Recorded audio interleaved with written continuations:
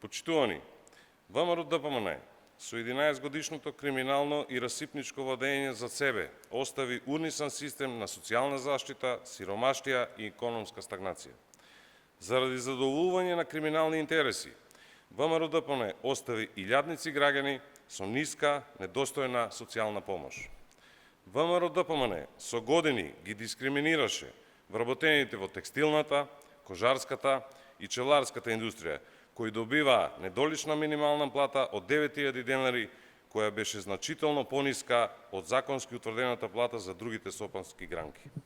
ВМРО ДПМН свесно го игнорираше проблемот со стечајните работници, оставајќи ја оваа група граѓани без приходи и на маргините на општеството. Поради неодговорното и расипничко однесување на ВМРО ДПМН, економијата во последниот квартал од нивното владење беше во минус од 1,8%. За разлика од таквиот однос, денес владата презема мерки што се во интерес на економијата и граѓаните. Со социјалната реформа, социјалната помош за граѓаните порасна до 300%.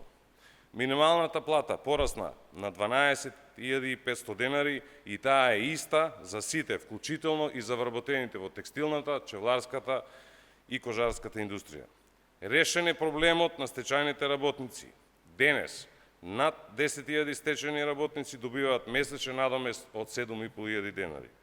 Растот на бруто домашниот производ изнесува 4,1%. Очигледна е разликата меѓу криминалниот и расипнички однос на ВМРО ДПМН и одговорното и домакинско работење на владата предводена од Социјалдемократскиот сојуз на Македонија.